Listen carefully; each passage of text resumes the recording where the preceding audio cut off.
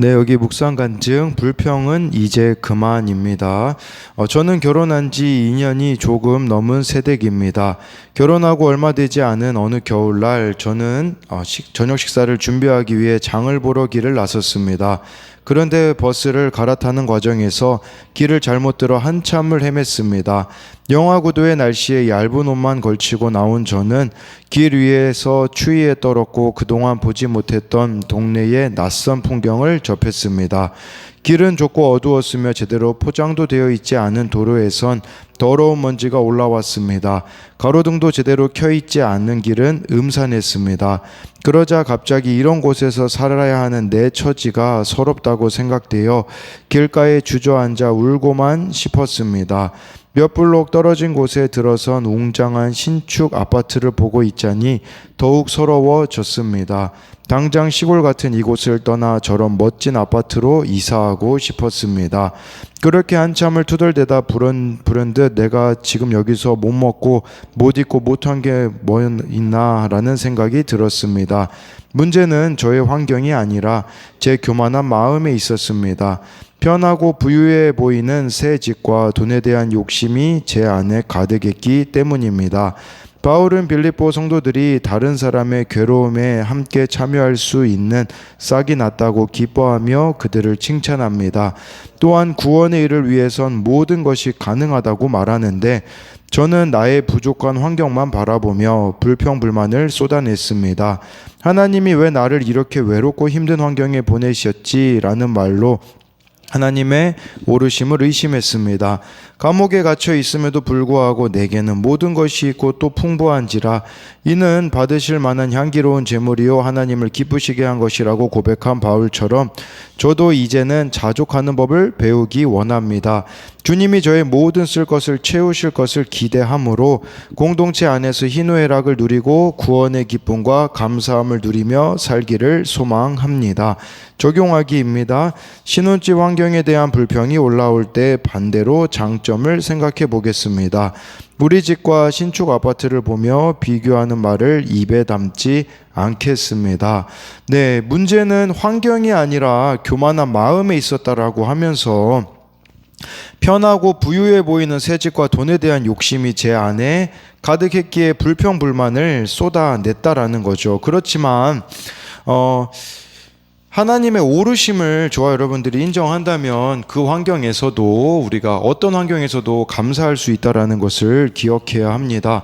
네, 오늘 말씀 제목은 최고의 환경은 예수님 안입니다 라고 이렇게 잡은 것은요, 우리가 예수님 안에 있어야 어떤 환경이든지 감사하고 자족할 수 있기 때문이라는 것을 이렇게 말해주고 있는 것이 오늘 본문이기 때문입니다. 10절 말씀을 보면요, 내가 주 안에서 크게 기뻐함은 너희가 나를 생각하던 것이 이제 다시 싹이 남이니 너희가 또한 이를 위하여 생각은 하였으나 기회가 없었느니라 라고 말씀해주고 있습니다.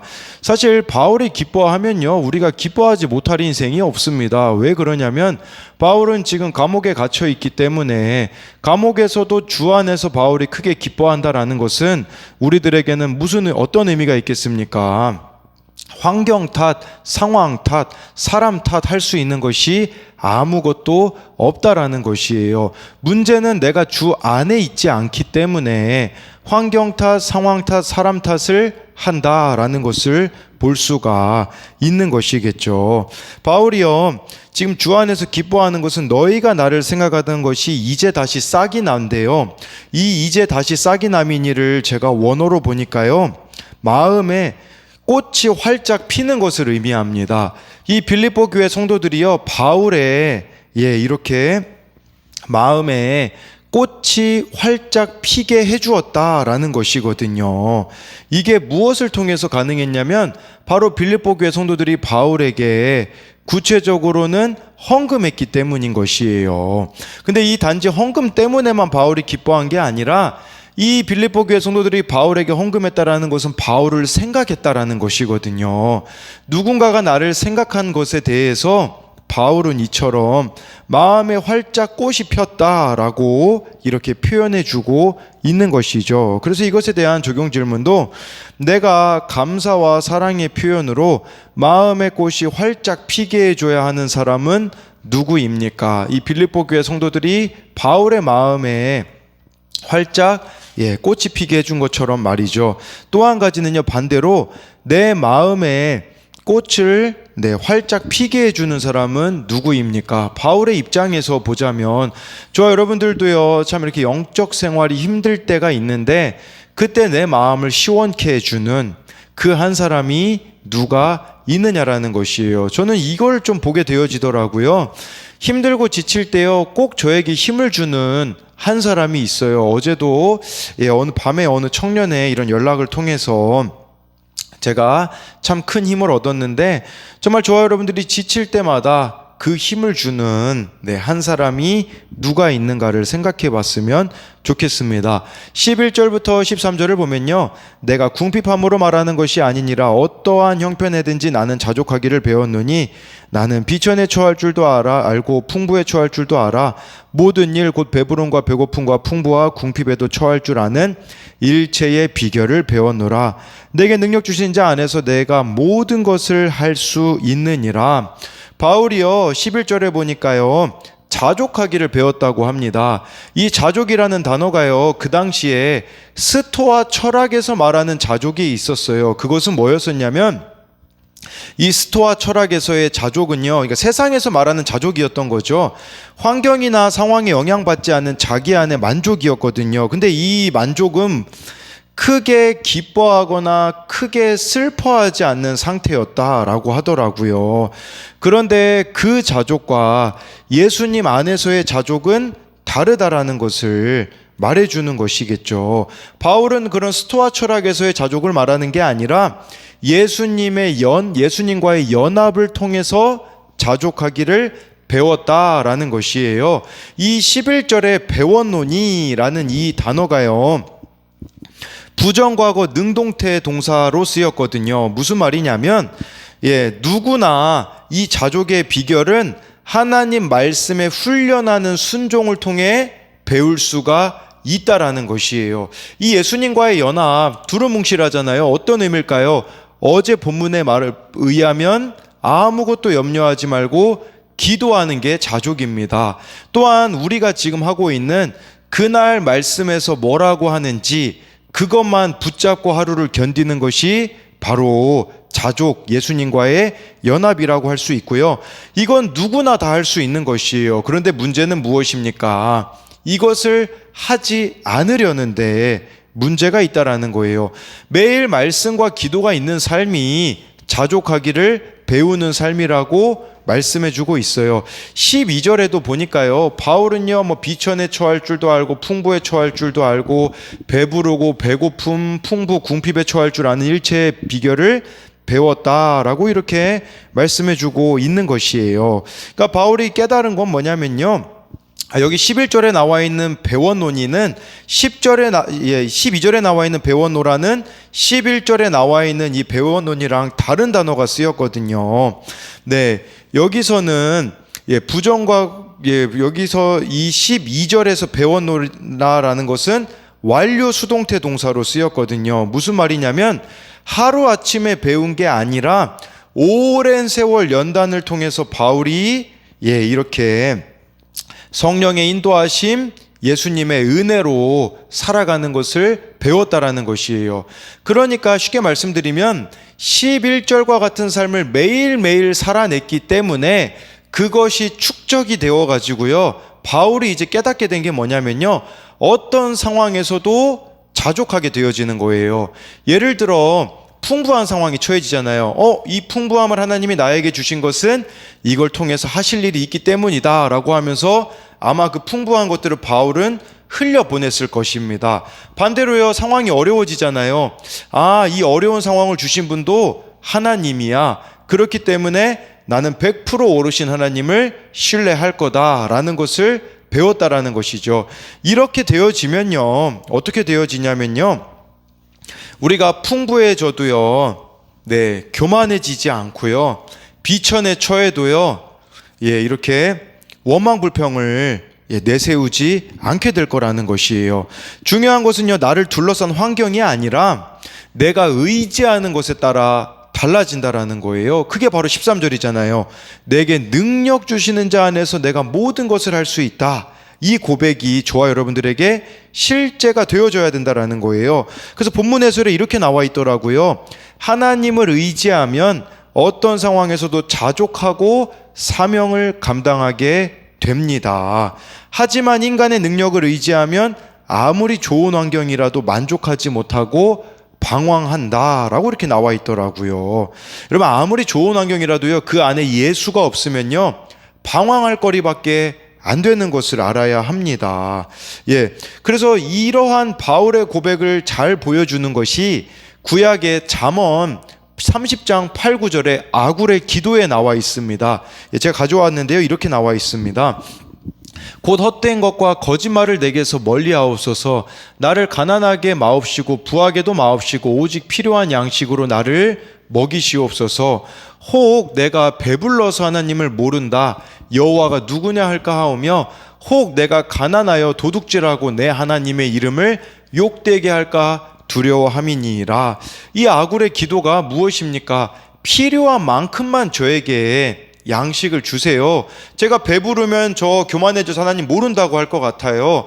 제가 반대로 너무 가난하면요, 도둑질해서 하나님의 이름을 욕되게 할 것 같으니 딱 필요한 만큼만 주옵소서라는 이 고백이 바울의 고백과 같다라고 할 수 있지 않겠습니까? 그래서 이것에 대한 적용 질문은요, 어떤 사건이 와도 어떤 말을 들어도 예수님 안에서 해석하고 소화해내고 있습니까? 정말 좋아요. 여러분들이 예수님만으로 만족한다면 어떤 사건이 와도 어떤 말을 들어도요, 소화해낼 수가 있는 것입니다. 내가 가진 것에 만족하지 못해 불평하는 것은 무엇입니까? 하나님을 의지하여 어떤 상황에서도 자족하며 사명을 감당합니까? 아니면 인간의 능력을 의지하여 좋은 환경인데도 오히려 방황하고 있습니까? 지금 대한민국의 현실이 아니겠습니까? 좋은 환경 아닙니까? 그러나 방황하고 있는 것은 인간의 능력을 의지하고 있는 삶의 결론이다라고 할 수 있습니다. 14절부터 16절을 보면요, 그러나 너희가 내 괴로움에 참여하였으니 잘하였도다.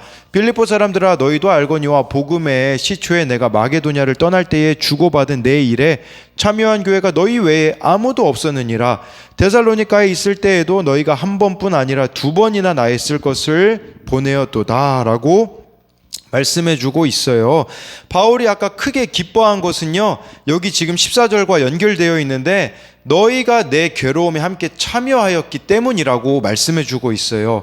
바울이 지금 감옥에 갇힌 지 시간이 흐르다 보면요, 문제는 뭐냐면 감옥 밖에 있을 때는 바울이 그 텐트 메이커였거든요. 그러니까 그 장막을 만들어 가지고 이렇게 파는 일을 할 수 있었거든요. 그런데 감옥에 갇혀 있으니 할 수 없었잖아요.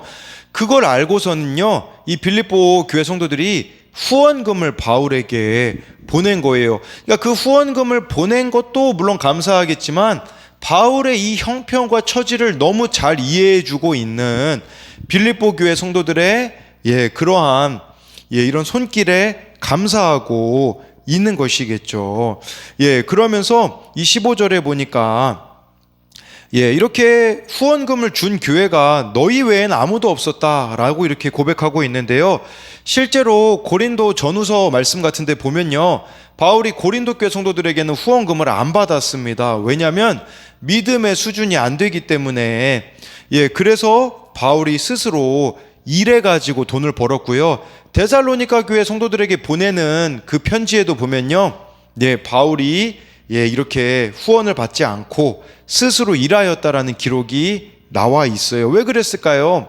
그들에게는 믿음의 수준이 되지 않기 때문에 믿음을 실족하지 않기 위해서 받지 않았지만 빌립보 교회 성도들은요, 믿음이 성장한 자들이었기 때문에 이들에게는 바울이 후원금을 받았다라는 것을 말씀해주고 있는 것이에요. 16절에 보니까요, 데살로니가에 있을 때도 한 번뿐만이 아니라 두 번이나 이렇게 나의 쓸 것을 보냈다라는 것이겠죠. 예, 그래서 이렇게 우리에게 참 필요한 것은요, 예, 감사한 것들을 이렇게 크게 기억하면 얼마나 좋을까요? 바울은 이 빌립보 교회 성도들이 후원해 준 거를 잊지 않고서는 기억해 하고 있는 거죠. 근데 우리의 모습은 어떻습니까? 감사한 거, 은혜로운 것은 너무 쉽게 잃어버리고요. 다른 사람에 대해서 서운한 것은 잊지 않는 모습이 우리의 모습이 아닙니까? 그러니 이런 말도 있잖아요. 9번 잘해줘도 한 번 나를 서운하게 하면 그 한 번을 한 번을 잊지 못한다라는 말이 있지 않습니까? 저와 여러분들은요, 반대가 되었으면 좋겠어요. 누군가가 나에게 이렇게 은혜를 베풀어 준 것은 선명하게 기억하고 서운하게 한 것은 바로 잊어버리는 삶이 되는 것이 필요하지 않겠습니까? 그래서 이것에 대한 적용 질문도요, 나에게 준 감사한 것들을 기억합니까? 아니면 서운한 것만 기억합니까? 나는 교회에서 어떤 섬김과 수고에 참여하고 있습니까? 섬김을 받고만 있지는 않습니까? 네, 17절부터 20절까지를 보면요, 내가 선물을 구함이 아니요 오직 너희에게 유익하도록 풍성한 열매를 구함이라. 내게는 모든 것이 있고 또 풍부한지라. 에바브로디도편에 너희가 준 것을 받음으로 내가 풍족하니 이는 받으실 만한 향기로운 제물이요 하나님을 기쁘시게 한 것이라. 나의 하나님이 그리스도 예수 안에서 영광 가운데 그 풍성한 대로 너희 모든 쓸 것을 채우시리라. 하나님 곧 우리 아버지께 세세 무궁하도록 영광을 돌릴지어다. 아멘 해서요, 이 17절 말씀을요, 원어로 보면요, 이런 의미예요. 내가 바라는 것은 선물이 아니라 여러분의 장부에 풍성한 열매가 더해지는 것입니다 라고 나와 있더라고요. 그러니까 바울에게 이렇게 헌금한 게요, 이 여러분의 장부, 하나님이 기억하시는 그 장부에 풍성한 열매가 더해지는 것이라고 말씀해주고 있는 것이죠. 그리고 18절에 이것이 하나님이 받으실 만한 향기로운 제물이고 하나님을 기쁘시게 한 것이라고 할 수 있는 것이에요. 그러니까 바울이 복음을 위해 수고하는 삶을 살기 때문에 그를 돕는 것이 결국은 하나님을 기쁘시게 하는 것이라는 것은 바울이 이 후원금을 받아서 어떻게 사용했을지를 한번 생각해 보자라는 거죠. 바울은 분명히 이것을 가지고요, 하나님을 기쁘시게 하는데 사용했을 것입니다. 예, 빌립보 교회 성도들의 처지를 알잖아요. 이 얼마나 어려운지를 알기 때문에 그 후원금을 바울이 허튼데 썼겠습니까? 아니죠. 하나님이 기쁘시게 하는데도 사용했다라는 것이에요.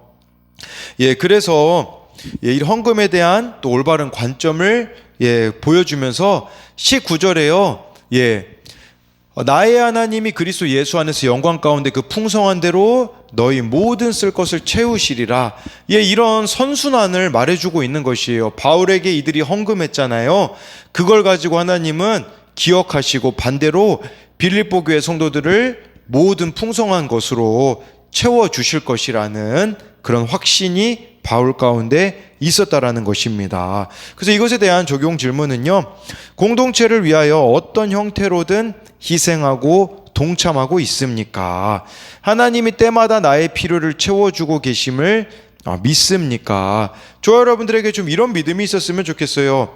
하나님 앞에 우리가 헌금하는 거, 또 하나님을 위하여서 나의 시간과 삶을 내어주는 그 헌신을 하나님이 기억하시고 반드시 갚아 주신다라는 것이죠.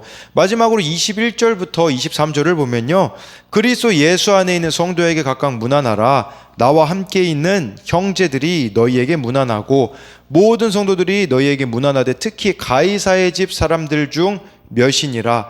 주 예수 그리스도의 은혜가 너희 심령에 있을지어다 라고 해서요, 바울이요, 예수님 안에 있는 성도에게 각각 문안하라 라고 이렇게 말씀해주고 있어요. 무슨 말이냐?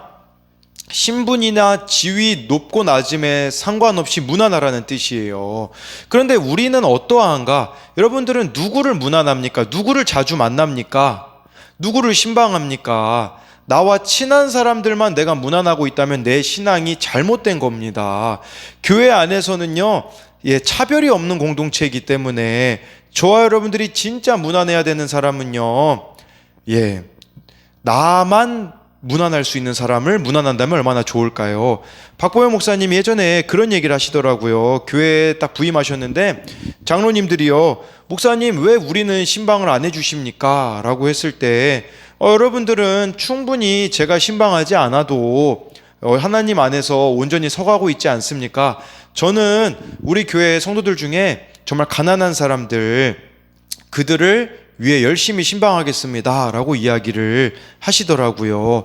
우리도 참 교회 안에서 이 문안이 나와 안 맞는 사람을 문안하는 거, 그게 하나님이 기억하시는 문안이 아니겠습니까? 그리고 22절에요. 특히 가이사의 집 사람들에게 몇이니라. 가이사의 집이라는 건 황제의 집이라는 뜻이거든요.